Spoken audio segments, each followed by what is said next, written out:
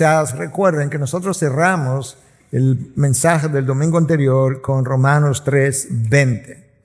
Y dijimos en esa ocasión que Pablo estaba cerrando su larga exposición acerca de la ruina moral de la raza humana que él había comenzado a exponer en Romanos 1:18.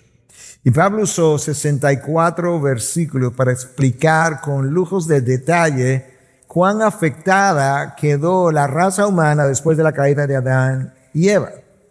Creo que también probablemente recuerden, porque lo dije más de una vez, que cuando Adán y Eva cayeron, con esa caída, todas las facultades del ser humano quedaron afectadas. Y cuando digo todas las facultades, eso incluyó, pero no se resume o no se limita, es la palabra, a lo que voy a mencionar, pero incluyó su mente, su corazón, su voluntad, sus emociones, sus sentimientos, su capacidad para evaluar la realidad, su deseo o su no deseo por la verdad y su inclinación y predilección por la mentira. Todo eso forma parte de la naturaleza humana a partir de Génesis 3, donde leemos acerca de la caída. Si todo lo expuesto en los últimos 2 capítulos y medios, más o menos, es lo único que nosotros tuviéramos como revelación, yo creo que tendríamos razones de sobra para vivir deprimidos profundamente, en vista que lo que nosotros leímos en los últimos 2 capítulos y medio es acerca de un hombre que quedó desprovisto de toda esperanza de poder salir del estado en el cual él quedó, y sin ninguna posibilidad, sin posibilidad alguna de poder establecer nuevamente una relación con Dios. Y ese argumento que Pablo inició en Romanos 1:18 comenzó con estas palabras: porque la ira de Dios se revela desde el cielo contra toda impiedad e injusticia de los hombres, que con injusticia restringen la verdad. Esa frase, la ira de Dios, con la que comienza el argumento, yo no quiero que la olvides, porque vamos a regresar hacia el final a esa frase con la que Pablo inició el argumento en 1:19. Y luego, cuando él estaba cerrando ese argumento acerca de ese carácter no moral del hombre, o acerca de la condición en la que el hombre quedó, estas fueron sus palabras en 3:20: porque por las obras de la ley ningún ser humano será justificado delante de él, pues por medio de la ley viene el conocimiento del pecado. Pablo habló en Romanos 7:12, si mi memoria no me falla, que la ley es santa, es justa y es buena. Pero a pesar de lo santo, de lo justo y lo buena que la ley era, la ley no tenía la capacidad de salvarnos. De hecho, no era ni siquiera el diseño de la ley. La ley lo único que podía hacer, para lo único que podía servir, era como espejo para dejarme ver mi carácter, mi falta de carácter moral ante Dios, al mismo tiempo para reflejar el carácter de Dios. Y el problema había un problema con la ley, pero no radicaba en la ley, el problema estaba conmigo, como Pablo expone en Romanos 8, que lo que la ley no podía hacer, pero por la inhabilidad en el pecador para cumplirla. Ese era el problema. Y recuerda que dijimos que Romanos 8:7 revela que ese hombre con una mente en la carne, no solamente que no se somete a la ley de Dios, sino que ni siquiera puede. Pero hasta la venida de Cristo, la única forma de salvación posible era el cumplimiento perfecto de la ley, la obediencia perfecta a la ley de Dios, lo cual era una imposibilidad, pero no había otra forma de salvación. Ahora, con la venida de Cristo, el panorama no solamente que comienza a cambiar, cambió, y cambió radicalmente. Y para Pablo explicar entonces cómo cambió radicalmente el panorama, él ahora, que ya culminó su argumento acerca de la caída moral del ser humano, ahora él comienza a explicar fruto de qué ocurrió el cambio. Este es el texto que vamos a leer hoy, es como la bisagra sobre la cual gira toda la historia redentora. La historia redentora venía hasta este momento que el texto describe en una dirección, y ahora en ese texto Pablo describe qué fue lo que le dio la vuelta a la historia redentora para ir en otra dirección. Escucha ahora entonces lo que él escribió en Romanos 3, comenzando en el versículo 21. Pero ahora, esa es la bisagra. Pero ahora, aparte de la ley, la justicia de Dios ha sido manifestada, confirmada por la ley y los profetas. Esta justicia de Dios por medio de la fe en Jesucristo es para todos los que creen, porque no hay distinción por cuanto todos pecaron y no alcanzan la gloria de Dios. Todos son justificados gratuitamente por su gracia, por medio de la redención que es en Cristo Jesús, a quien Dios exhibió públicamente como propiciación por su sangre a través de la fe, como demostración de su justicia, porque en su tolerancia Dios pasó por alto los pecados cometidos anteriormente para demostrar en este tiempo su justicia, a fin de que Él sea justo y sea el que justifica al que tiene fe en Jesús. Yo sé, quizá no le quedó tan claro, pero trataremos de desempacar lo que Pablo expuso en ese texto. Déjame mencionarte algunos de los comentarios acerca del texto que leímos, de parte de autoridades o académicos de la palabra. Leon Morris dice que posiblemente ese párrafo sea el más importante que se haya escrito jamás en toda la historia del hombre. Quizá ese sea el párrafo más importante. Martín Lutero consideró a Romanos 3, 21 al 26 como el punto principal y el lugar central de la epístola y de toda la Biblia. Otros teólogos han considerado este párrafo como el más esencial o crucial en el libro más esencial de la Biblia. Romano es el libro, la carta más esencial de toda la Biblia. De Romanos, entonces, este es el punto central. Para mí, este párrafo resume el Evangelio y lo pone en exposición o en exhibición. Sin lugar a dudas, yo creo que el texto de hoy es el eje, no solamente sobre el cual gira la carta de Romanos, es el eje sobre el cual gira toda la Biblia. Si tú te imaginas la historia redentora como una montaña, y te imaginas que de este lado, en esta ladera de mi mano izquierda, o mi brazo izquierdo, está el Antiguo Testamento, y en esta ladera de la montaña, con mi brazo derecho, está el Nuevo Testamento. La punta de esa montaña, el punto más alto, es el ápex, es la cumbre de toda la historia redentora revelada en ese texto. Si nosotros no entendemos ese texto, será muy difícil entender el resto de la Biblia, literalmente hablando. Es el texto que explica el porqué de la cruz de Cristo y el porqué la salvación de los hombres tenía que darse de esa manera. Y por esa razón yo titulé mi mensaje para el día de hoy, El Evangelio en despliegue. Es como si el Evangelio hubiese estado escrito en un rollo de esos rollos de la antigüedad, y que lo hubiesen abierto y lo hubiesen puesto sobre los cielos y que todo el mundo pudiera mirar hacia arriba y leer en qué consiste el Evangelio. De manera que, habiendo dicho eso y de manera de introducción lo hicimos, yo quisiera comenzar con el texto mismo. El texto comienza con la frase, pero ahora.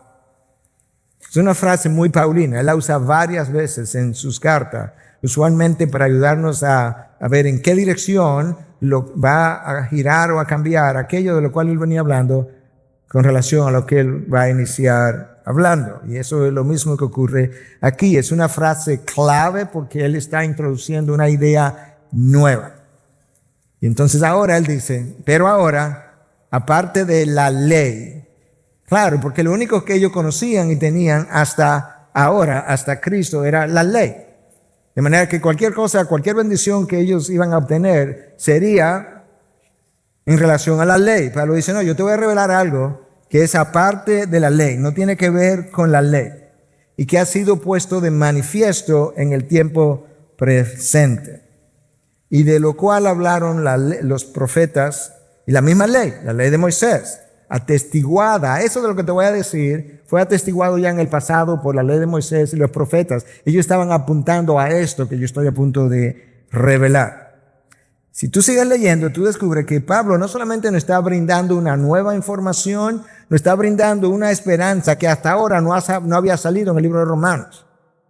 Es una nueva esperanza que la humanidad cobra a partir de esto que este texto revela. Y entonces ahora Pablo dice algo como esto, que la justicia de Dios ha sido revelada. La palabra traducida como justicia es una palabra griega dikaiosune, un tanto compleja para nosotros, en español hasta para pronunciarla.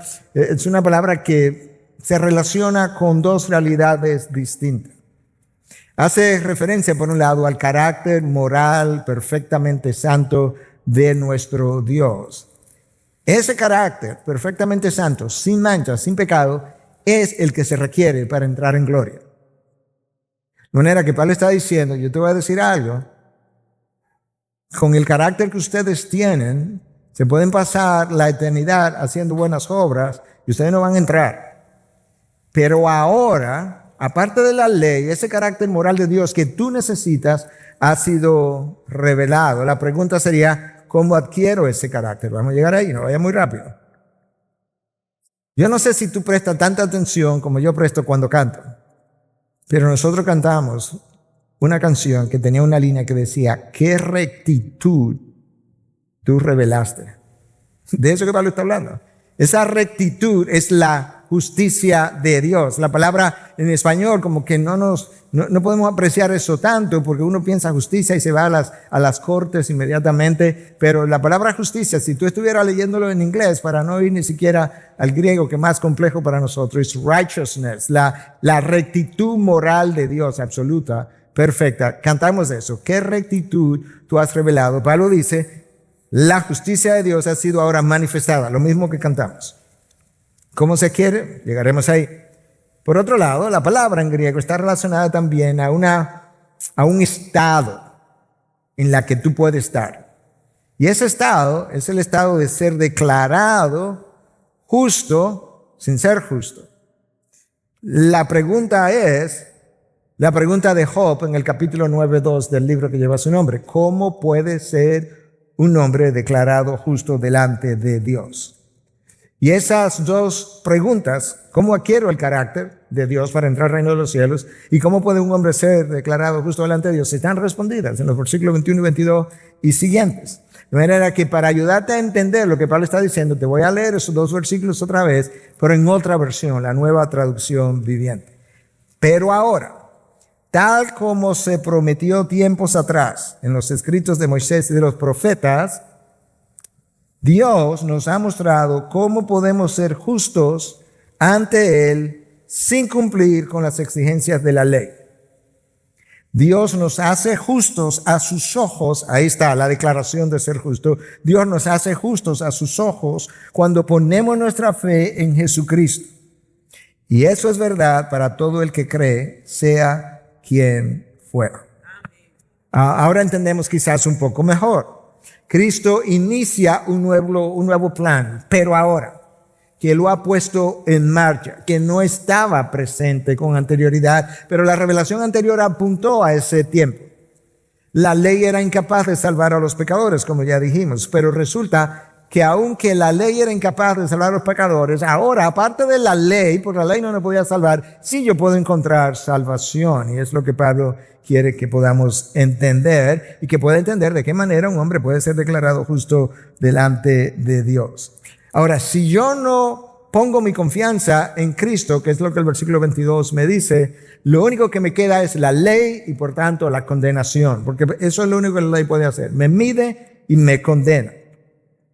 Ahora tengo parte de la revelación. Para encontrar salvación, no lo hago a través de la ley. Número 1. Número 2, para encontrar salvación requiero el carácter moral de Dios, la justicia de Dios. Y eso ha sido ahora revelado. Y lo que ha sido revelado no es solamente eso, sino cómo lo obtengo. Y es por medio, versículo 22, de la fe en Cristo Jesús. Pero ahora tengo otra enseñanza al final del versículo 22 que me dice que esa salvación, así explicada, está disponible para todos los que creen porque no hay distinción. En otras palabras, la salvación está disponible para gente de todo pueblo, nación, lengua, raza, en cada continente. Pero ya eso era algo a lo que Pablo había aludido al principio de la carta a los Romanos en 1:16, cuando él dice, no me avergüenzo del evangelio, pues es el poder de Dios para la salvación de todo el que cree, tempranamente, del judío primeramente y también del griego. Pablo había dicho exactamente la misma cosa con otras palabras. Ahora en 3:22 él dice que esa salvación está disponible por fe para todos los que creen, porque no hay distinción. En 1:16 dijo que era por medio de la fe, o para todo el que cree, tanto del judío como del griego.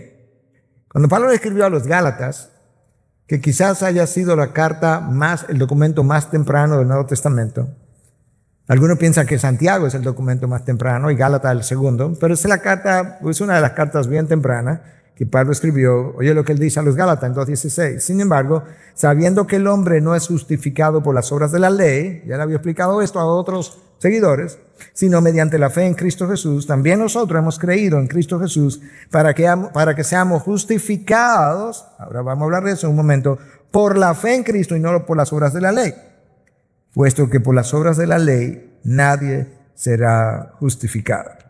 Entonces la oferta es para todos, sin distinción. ¿Y por qué para todos? Versículo 23, por cuanto todos pecaron y no alcanzan la gloria de Dios.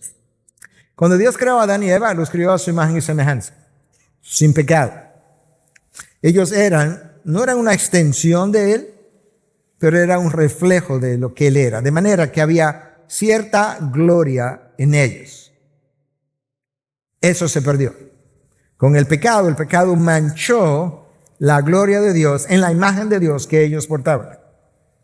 Ellos no eran, Adán y Eva antes de pecar, no eran la fuente de gloria, pero tenían un reflejo de la gloria de Dios. Pero a partir de la caída, ellos dos y sus descendientes éramos incapaces de reflejar la gloria que Dios quiso en un momento dado que sí reflejaran.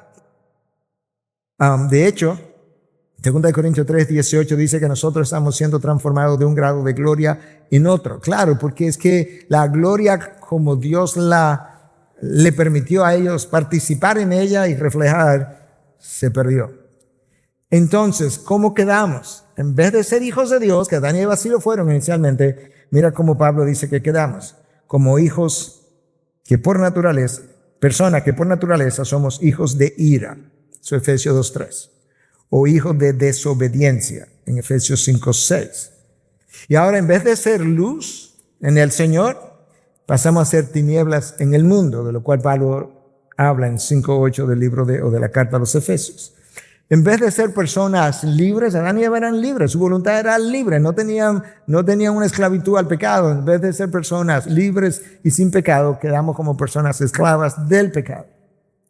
En vez de ser personas que crecen, se multiplican y florecen en la tierra, pasamos a destruirnos a nosotros mismos y a destruir la tierra donde nos habían colocado.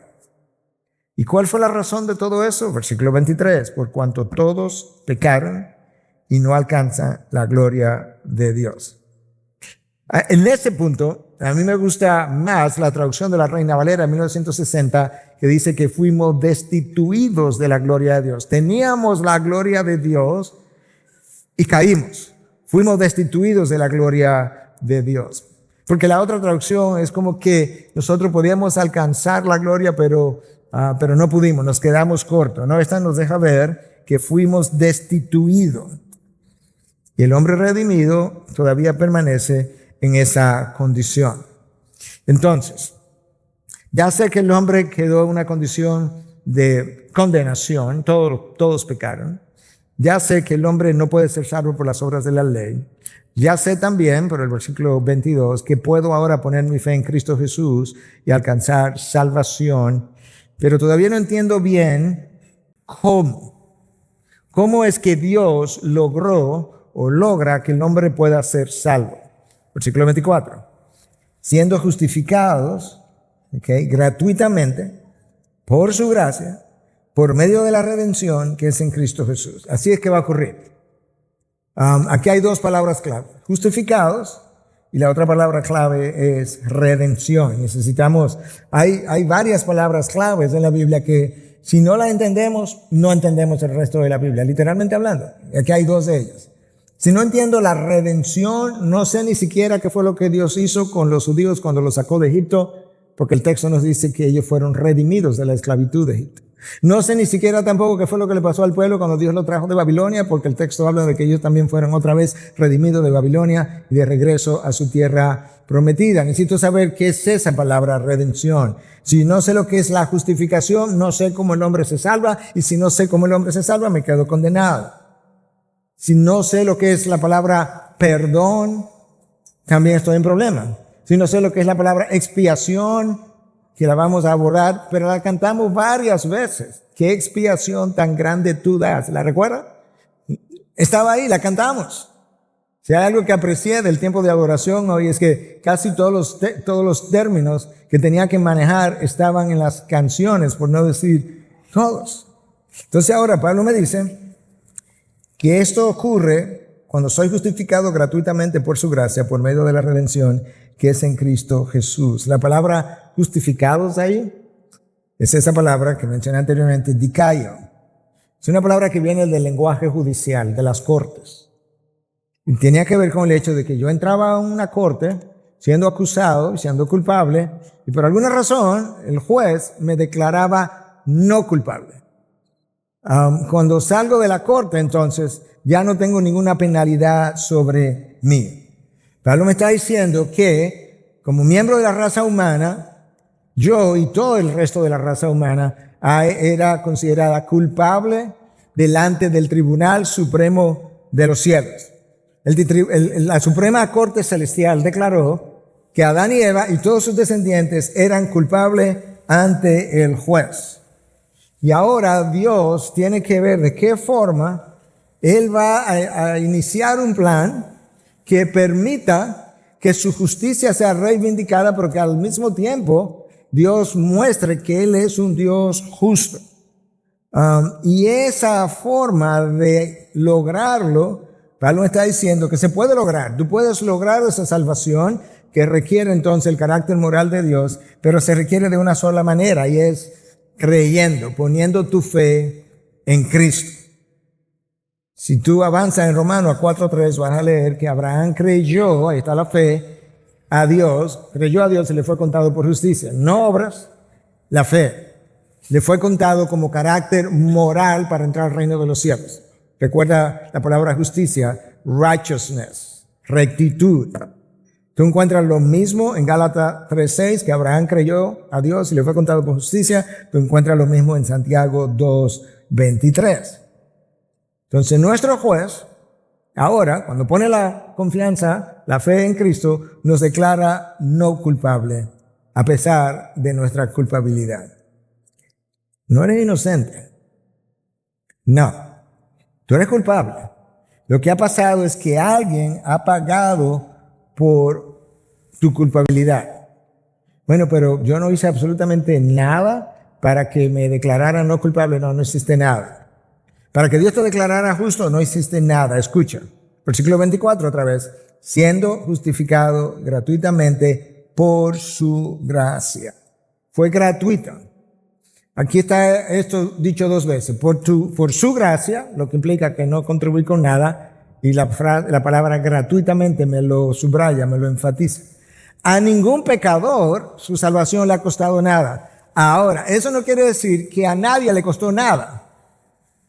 No, porque al Redentor le costó todo. Le costó su vida, le costó su sangre.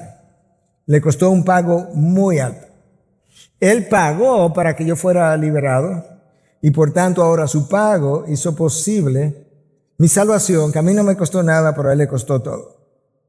En esencia, lo que estamos explicando ahora fue la controversia clave central, número 1, del movimiento de la Reforma Protestante. Martín Lutero había sido enseñado la necesidad de buenas obras para alcanzar salvación. Pero él, por más que oraba, por más que leía la Biblia, por más que ayunaba, 2 y 3 horas de confesión al día, él se sentía culpable. Hasta que su supervisor lo envió a estudiar el libro de Salmos y el libro de Romanos, y de repente él comienza a descubrir los textos que estamos estudiando, y él descubre que la salvación es por fe, es por gracia por medio de la fe. Pero Roma insistía e insiste que la salvación requiere de las obras. Ahora recuerda algo, Roma no ha dicho nunca que la salvación es por obras. No, eso ellos no lo han dicho. Ellos han dicho que es por gracia más la contribución de mis obras. Y Lutero decía que no, que eso violentaba el espíritu del evangelio explicado por el apóstol Pablo. De manera que la salvación era por gracia solamente, por medio de la fe solamente, en Cristo solamente. Porque nuestras obras no pueden contribuir porque todas están contaminadas por el pecado. Recuerda que el pecado contaminó todas las facultades del hombre. Y simplemente la gracia de Dios dada en la persona de Cristo. Déjame leer el versículo 24 otra vez para que veamos algo más. Siendo justificados gratuitamente por su gracia, por medio de la redención. Esa es otra palabra clave. Por medio de la redención que es en Cristo Jesús. Esa palabra ahora no viene de las cortes judiciales, viene del mercado. Y específicamente del mercado de los esclavos, donde tú ibas, pagaba un precio, te podía o llevar a ese esclavo o pagaba un precio para dejarlo en libertad. Y entonces tú habías redimido a ese esclavo. Dios, por así decirlo, fue al mercado de esclavos, pero del pecado. Y ahí entonces pagó con la sangre de su hijo el precio de mi libertad. Y cuando ese hijo ofreció su sangre, Dios me dejó en libertad. De manera que el evangelio me brinda esperanza, pero es una esperanza que no depende de mí ni de mi obrar, sino de la obra del mismo Dios, en la persona de su hijo. De la misma manera que el pecado nos afectó a todos, de esa misma manera, cuando tú vienes a Cristo, el carácter moral de Cristo, la justicia de Dios, el carácter santo y perfecto de Cristo es alcanzable para todos sin distinción, para todos los que creen. Entonces no hay distinción en cuanto a lo que es la condenación de los hombres, pero tampoco hay distinción en cuanto a cómo yo adquiero la salvación. Eso es verdad para la gente del Antiguo Testamento como para la gente del Nuevo Testamento. No hay dos formas de salvación, una en el Antiguo Pacto y otra en el Nuevo Pacto. No hay una sola forma de salvación. Y ahora, en un momento, explico cómo se salvó la gente del Antiguo Testamento. Pero la realidad es que cuando Cristo fue a la cruz, Pablo dice en 2 Corintios 5:21, aquel que no conoció pecado fue hecho pecado por nosotros, para que fuéramos hechos, ahí viene la palabra, justicia de Dios en él, para que fuéramos hechos perfectamente justos sin serlo, declarados justos perfectamente sin serlos delante de él. Y eso lo hace Dios. Esa es la justificación. La justificación no es futura, ya ocurrió. Cristo no me hizo justificable en la cruz, me hizo justificado en la cruz, y lo que quedaba por verse es la historia futura de Miguel. Ahora entiendes mejor por qué Pablo le dice a los Efesios en 2, 8 y 9, porque por gracia ustedes han sido salvados. Por gracia, no costo. A ti. ¿Cómo, Pablo? Estamos en Efesios, no en Romanos. Por medio de la fe. Tú ves cómo la palabra interpreta la palabra. Y esto, ¿qué es esto? La fe. Y esto no procede de ustedes, sino que es don de Dios. No por obras, para que nadie se gloríe.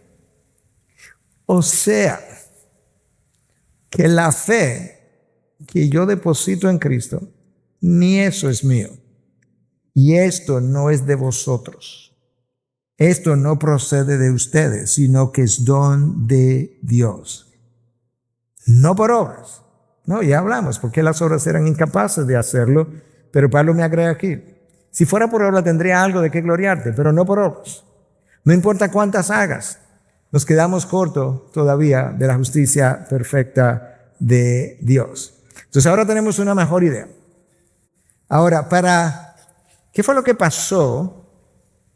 Que mi fe depositada en Cristo tiene una dimensión tan extraordinaria que es capaz de salvarme a mí y a millones de personas.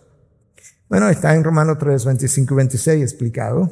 Escucha, hablando de Jesús, a quien Dios, Padre, exhibió públicamente, en la cruz obviamente, como propiciación por su sangre a través de la fe, como demostración de su justicia, porque en su tolerancia Dios pasó por alto los pecados cometidos anteriormente, para demostrar en este tiempo su justicia, a fin de que Él sea justo y sea el que justifica al que tiene fe en Jesús. ¿Ok? Entonces aquí es lo que Pablo me está tratando de explicar. A Dios, Padre, le pidió al Hijo que fuera a la cruz. De manera que quien está demandando que en la cruz ocurra algo para que su justicia sea cumplida es Dios mismo. Se lo pide al Hijo, el Hijo acepta y Dios Padre exhibió públicamente a su Hijo. ¿Pero para qué lo exhibió? Bueno, el texto dice como propiciación. ¿Qué quiere decir eso? Bueno, esa palabra es un poco compleja también, pero tiene dos usos principales. Número uno, hay un uso que tiene que ver con el perdón de pecados o la expiación de pecados. Nosotros cantamos de eso también. ¿Qué expiación? No recuerdo que sigue, has provisto. ¿Qué expiación tú has provisto para el perdón de mis pecados? ¿Cómo? Por medio de la sangre. El término equivalente en hebreo se refería precisamente a eso, al perdón de pecados por medio de la sangre. Déjame hacer un paréntesis. Si tú regresas al Antiguo Testamento, vas a encontrar que Dios mencionó que una vez al año, en el día de la expiación de pecados para todo el pueblo, el sumo sacerdote entraría al lugar santo solamente ese día. Ese lugar estaba cerrado, tenía una cortina, solamente ese día, para ofrecer sacrificio para el perdón de los pecados de la nación, de todo el pueblo. No sé si recuerdas cómo eso ocurría. Él ofrecía el sacrificio, tomaba la sangre de los corderos y de los machos cabríos, entraba al lugar santo y tomaba esa sangre y la echaba, la aplicaba sobre el propiciatorio, que era la parte superior del arca, la tapa del arca, la cubierta del arca, lo que en inglés llaman the mercy seat, que sería el asiento de la misericordia, pero en español ha sido traducido como propiciatoria en Hebreos 9:5. Cuando Cristo viene, Él es ahora el verdadero Cordero de Dios que quita el pecado del mundo. Porque la sangre de los corderos anteriores, el texto de Hebreos dice que no era capaz de quitar la culpa del pecador.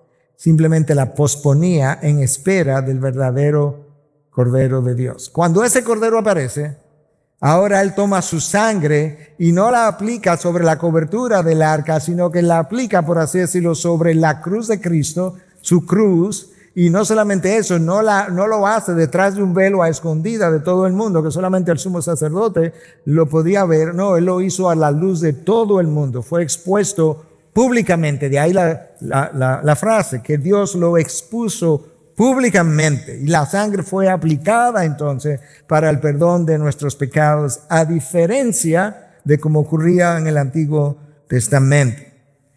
En este caso, prefiero la traducción Reina Valera del 2015, no del 60, que habla de que Dios expuso a Jesús como expiación por la fe en su sangre, para el perdón de pecados. Entonces la palabra propiciación, en primer lugar, tiene que ver con el perdón de mis pecados. Dios lo expuso para que mis pecados fueran perdonados. Pero la palabra tenía una segunda aplicación, o tiene. La palabra propiciación en el mundo pagano, en la antigüedad, era usada para referirse a aplacar la ira de un Dios, de una divinidad.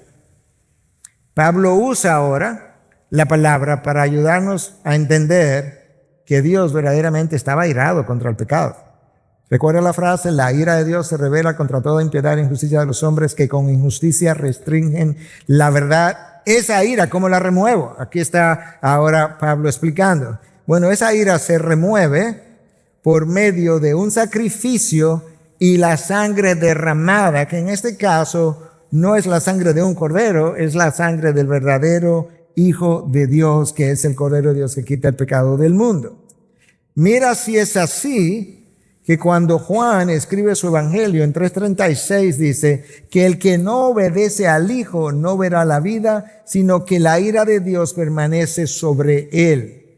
Si tú has depositado tu fe en Cristo Jesús de manera genuina, no de la boca hacia afuera, no simplemente porque un día levantaste la mano, pasaste adelante y hiciste una profesión de fe. No, de manera genuina. Si eso no ha ocurrido, hermana, la ira de Dios está sobre ti.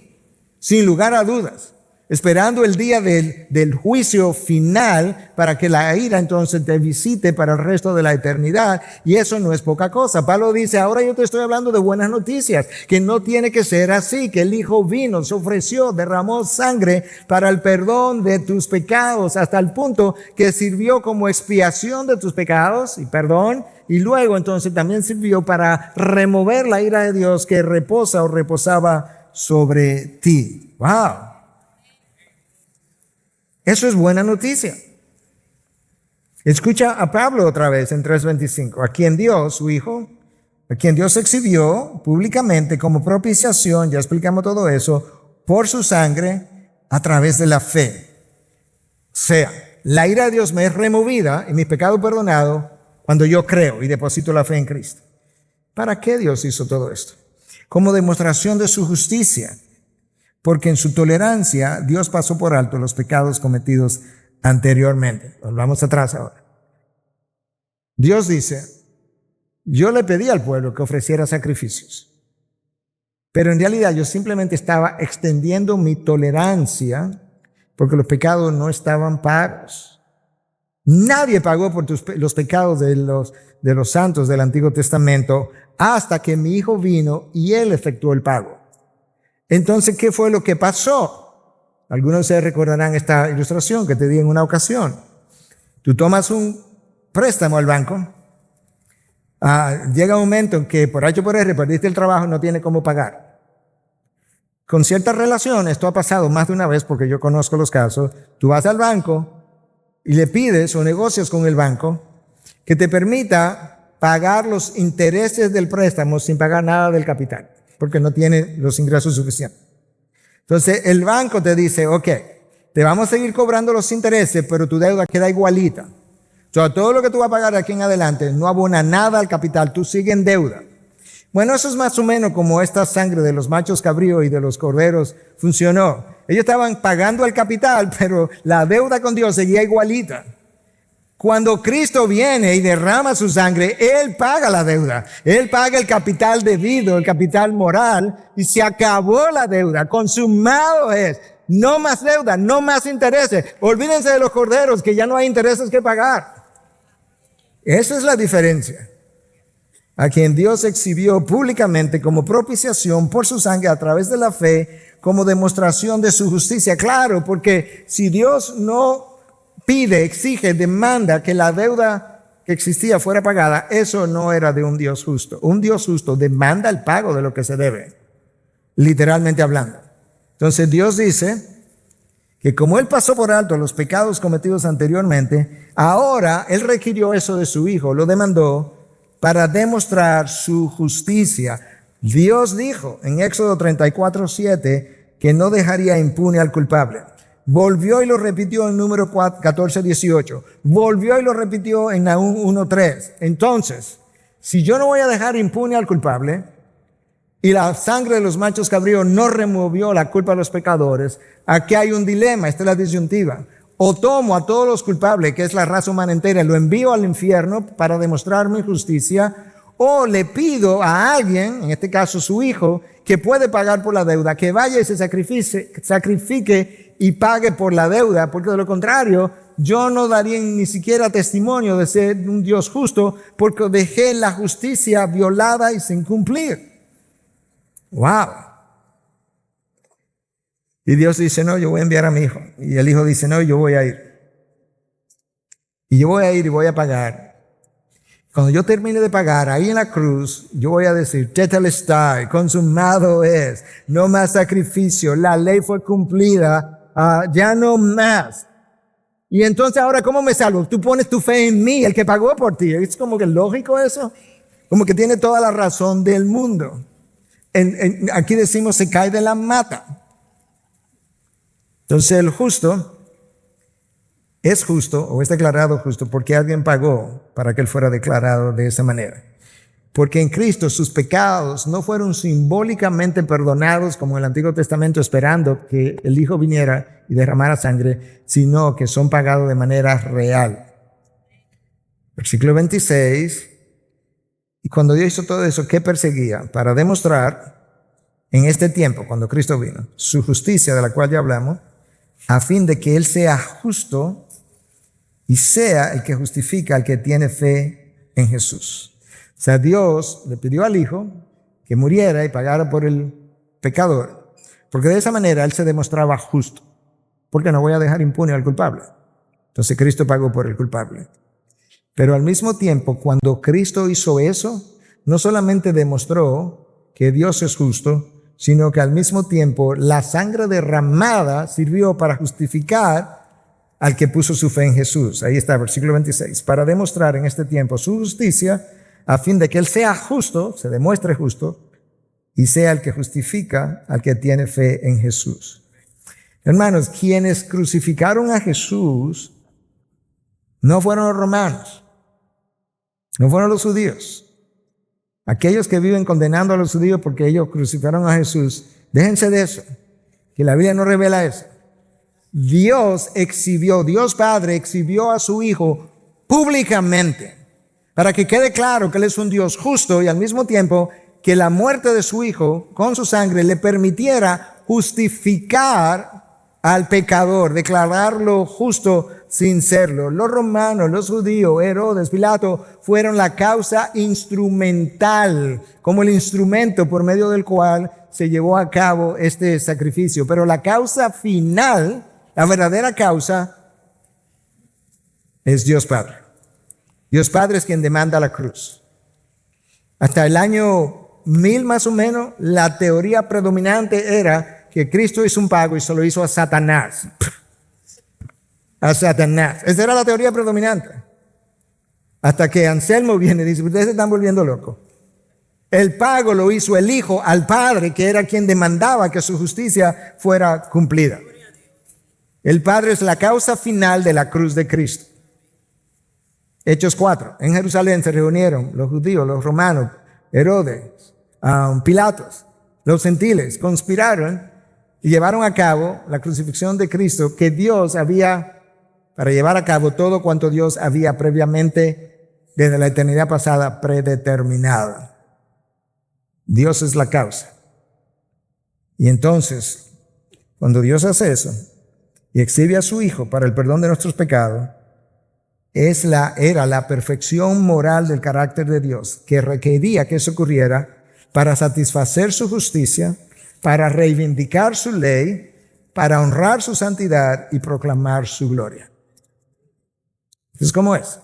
El carácter moral de Dios demandó que su Hijo muriera para perdón de los pecados, porque de esa manera yo reivindico la ley, satisfago la justicia de la ley, honro mi santidad que había sido pisoteada por cientos de años y al mismo tiempo dejo ver mi gloria. Dios en su bondad decidió no condenarnos a nosotros, sino condenar a su Hijo. Ahora, en los pocos minutos que me quedan y a manera de aplicación, si eso es verdad y lo es, la pregunta es, después que tú ves el evangelio así desplegado, ¿cómo es que tú y yo vamos a vivir? Porque si tú analizas el texto que leímos, está en otros textos también, pero si tú analizas el texto que leímos, ahí hay en el texto una humillación de parte del Hijo que se encarna y se hace hombre. Hay un componente de sacrificio de parte de la segunda persona de la Trinidad que muere en tu lugar. Entonces hay una humillación, hay un sacrificio, hay una dosis de gracia sobre gracia de parte de Jesús que se ofrece por pecadores que no merecían nada de salvación ni nada de perdón. Él absorbe tu culpa. Hay un perdón incondicional de parte de Dios hacia el hombre, tanto para el judío como para el gentil. Y yo menciono todo eso porque si realmente yo creí el evangelio, entendí el evangelio como te lo acabo de explicar, entonces una vida impactada por ese evangelio tiene que ser una vida que luzca radicalmente diferente a como el hombre luce, el hombre que no conoce a Dios luce. Debe ser un hombre que reconoce su bancarrota espiritual y que no tiene mérito alguno y por tanto él nunca se va a ver como superior al otro. Un creyente que ha entendido el evangelio es una persona humilde que raramente se ofende. Es una persona humilde que no anda buscando las faltas en el otro porque él sabe que él tiene suficientes faltas para mantenerse ocupado buscando. Es una persona cautivada por el Evangelio, es manso, es humilde, no es polémico, no es argumentativo. ¿Pero cómo, pastor? Porque hace lo mismo que Cristo hizo. ¿Sabes qué? Él vio toda nuestra culpa. Tú eras el problema y Él fue a la cruz y absorbió tu culpa. Cuando lidias con otro, absorbe su culpa como Cristo lo hizo contigo. De manera que tú puedas estar en paz y mostrar el Evangelio. El Evangelio en el corazón de una persona muestra a un hombre en su vida diaria que es misericordioso, no es rencilloso, no es rencoroso. Él es un pacificador. A eso es que Cristo se refiere en el Sermón del Monte cuando dice bienaventurados los pacificadores. El Evangelio de la cruz nos llama a amar a nuestro enemigo como Cristo te amó cuando tú eras su enemigo.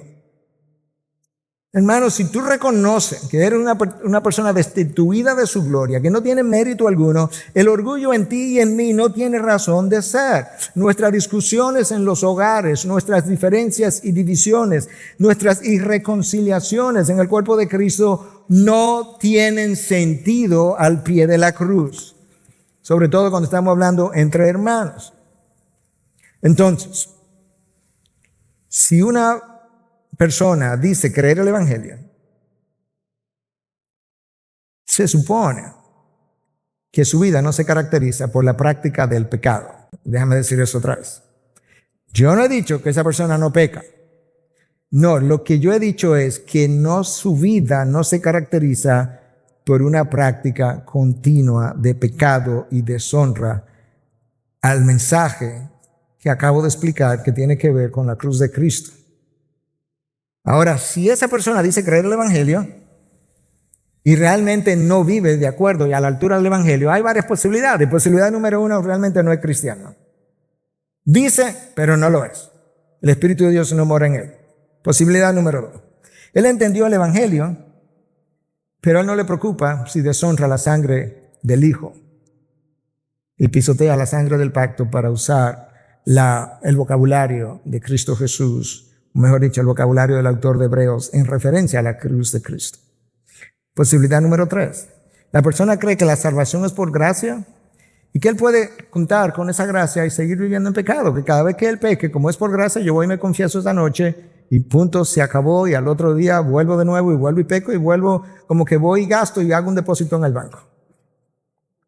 Pero ninguna de esas personas refleja el impacto del Evangelio, por lo menos del mensaje del Evangelio, como fue explicado en el día de hoy. Pastor, no me quedó completamente claro el mensaje del Evangelio. Bueno, déjame resumírtelo ahora para traer esto a conclusión. Número 1, el hombre pecó. Cuando pecó, quedó destituido. No es simplemente que no alcanzó la gloria de Dios. No, él estaba en gloria y quedó destituido de la gloria de Dios y quedó imposibilitado de cumplir las obras de la ley, pero hasta el momento en que Cristo viene, no había otra forma de salvación y la única que había, él no la podía cumplir, era imposible. De manera que la condenación eterna era su único destino. Dios ahora, en su bondad, fue movido por su misericordia, ni siquiera por tu perdición, porque tú te la merecías, por su misericordia. Y le extendió gracia a ese hombre y por medio de la gracia le hizo nacer de nuevo. Eso es lo primero que ocurre. Quizás te sorprenda. Después que nace de nuevo, ese hombre nuevo ahora tiene ojos nuevos, un nuevo entendimiento y una voluntad libertada del pecado. Y esa voluntad que ha sido libertada del pecado es la que ahora él puede depositar en la persona de Jesús, en su vida, en su muerte y su resurrección, como el redentor de su vida. De tal manera, él ha entendido y es impactado por el mensaje del Evangelio, que cuando él entendió que Dios Padre expuso al Hijo y el Hijo voluntariamente se ofreció y derramó sangre por alguien que no tenía ningún mérito, que merecía la condenación eterna, que si se hubiese ido al infierno a todos los ángeles de Dios y la humanidad entera, si fuera salva, podía aplaudir tu condenación porque era lo que te merecías, que estando en esa condición, Cristo se ofreció por ti y te sacó de esa posibilidad. para darte ahora vida eterna junto al Padre. Si esa realidad no te deja boquiabierto y de manera y con un sentimiento de agradecimiento eterno, infinito, donde tú quieres vivir ahora el resto de tu vida para la gloria de Dios, para dar gracia a Dios, para honrar su santidad y honrar su ley, nada lo va a hacer. Nada, absolutamente nada.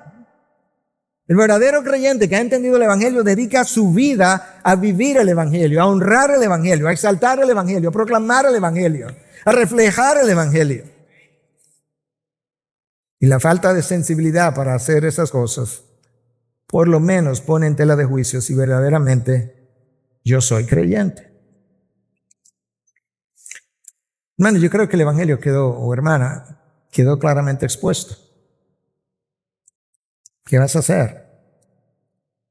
Hay una sola cosa que tú puedes hacer. Si uno está en Cristo, si el Espíritu de Dios tomó su palabra y la fue martillando y te fue dando luz y luz y luz y luz, y quedaste al descubierto de que no eres creyente, tú puedes ahora decirle: Señor, yo entendí, yo estoy condenado, yo voy a la vida eterna, pero yo no quisiera terminar ahí. Pero tu palabra dice que yo tengo una sola forma, y es que tú te muevas por tu gracia y me hagas nacer de nuevo. Señor, dame tu gracia, hazme nacer de nuevo, para que yo tenga la posibilidad de creer, poner mi fe en Cristo Jesús, de forma tal que yo pueda quedar declarado justo, aunque yo sé que no lo soy, y que ahora Cristo pueda revestirme con su carácter plenamente justo, para que cuando yo me presente al reino de los cielos, los que me vean no vean al inmoral, pecador, mortal Miguel, sino vean la cobertura que Cristo me brindó, el carácter de Cristo que me cubre, y que ese sea el mérito que me permite entrar a compartir contigo por la eternidad. Yo entiendo, Dios, que mi justicia, mi carácter moral, para entrar, no es intrínsecamente justo ni santo, es extrínsecamente. Me lo dan de afuera y me lo da Cristo Jesús. Si este es tu deseo, yo quiero orar contigo. Creo que expliqué de qué manera oraríamos. Y si realmente está fuera del reino, el Espíritu Santo te ha dado convicción, no un emocionalismo, sino convicción de pecado.